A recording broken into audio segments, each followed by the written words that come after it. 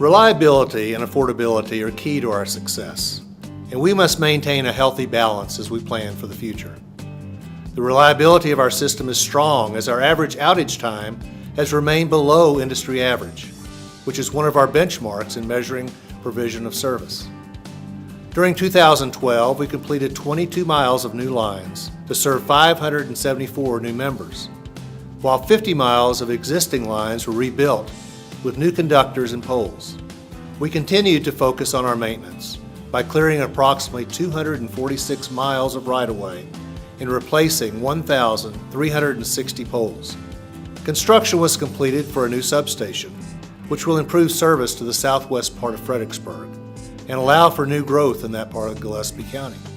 We have also begun a project to re-energize a substation in the Eckerd area along Highway 16 between Fredericksburg and Llano, which will improve service and allow for additional growth.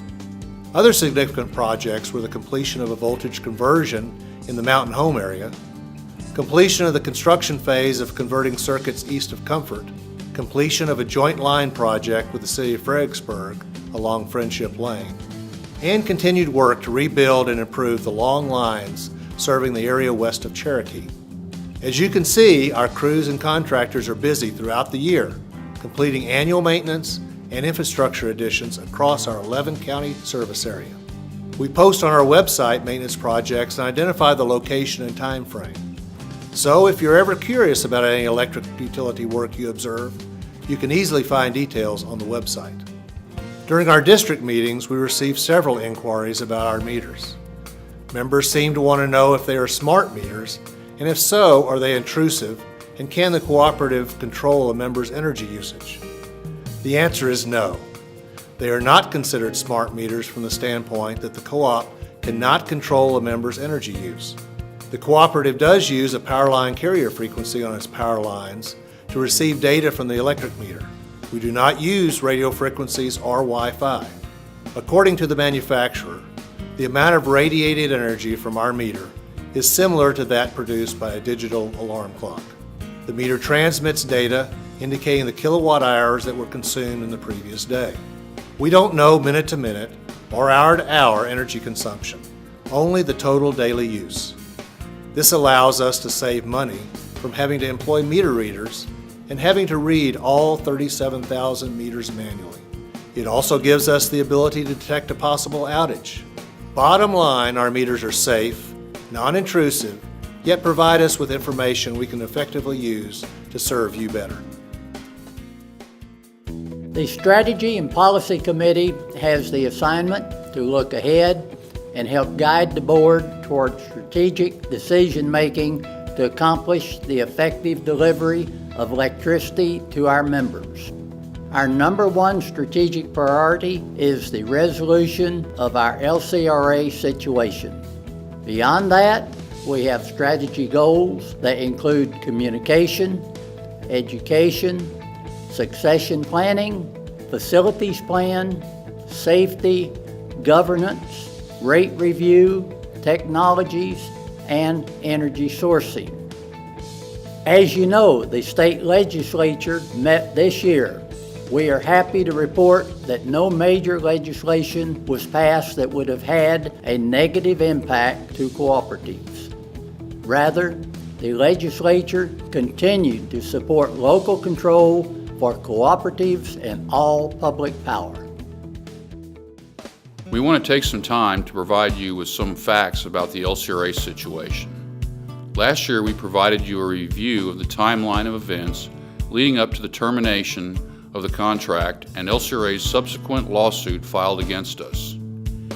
Given we're currently in litigation, we are prohibited from much detailed comment, but I'd like to share with you some of the LCRA actions which led us to claim unfair treatment. The outline of these grievances has been filed in Travis County District Court as part of our counterclaim against LCRA. Under our wholesale power agreement with LCRA, we had the option to purchase a portion of our power elsewhere.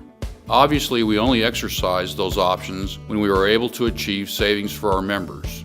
For over 10 years, CTC exercised the option of purchasing some of the amount of power outside of the LCRA. Power on the market was available at a lower price than what we were paying the LCRA, so it made financial sense to exercise the option. CTC's power supply contract with LCRA was scheduled to expire in 2016.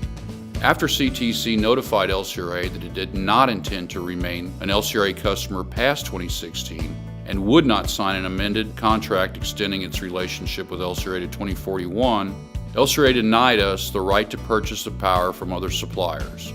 So we were faced with a situation where customers who extended with LCRA to 2041 were allowed options to continue purchasing some power through the other sources, and those of us who decided to leave LCRA in 2016 were not allowed the same opportunity. This meant that we were stuck being a 100% load customer of LCRA's while the 2041 customers got a better deal.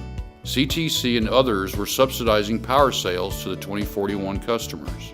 The result was rates and charges that discriminate between the 2041 extending customers and the 2016 non-extending customers. We estimate that this practice was costing our members $1 million, an LCRA practice that benefited their 2041 customers at our expense. This inequity among wholesale customers and additional cost to us was what motivated our notification to LCRA of breach of contract. We contend that this practice violates the LCRA Act and the wholesale power agreements, and it's just unfair. An additional unfair practice on the part of the LCRA, which is again outlined in our counterclaim, was a change in the practice of refunding over-collections. Historically, LCRA would refund customers what is called the above net revenues. The LCRA's above net revenues are the amount of money over-collected from the wholesale customers. Rather than continuing the practice of refunding this money to their customers, in 2012, LCRA decided to retain $25.9 million in overcollections without returning any of that amount to their customers. In 2011, they also kept a portion of the overcollections. These excess revenues existed because LCRA's board had set a rate during the fiscal year at an amount far greater than the cost of generating power. According to the LCRA board policy, the entire amount should be returned to customers in the form of rate relief in future bills. Instead, LCRA used a portion of the revenues to defray capital expenses that would largely benefit only the extending customers. These examples highlight a couple of the inconsistencies and unfair practices we had brought to the LCRA's attention way before we even initiated the claim against LCRA for breach of contract and the subsequent termination. At each step of the way, our efforts to get LCRA to satisfactorily address our concerns were met with resistance or no response. I hope you have concluded from these presentations that your board is working hard for you.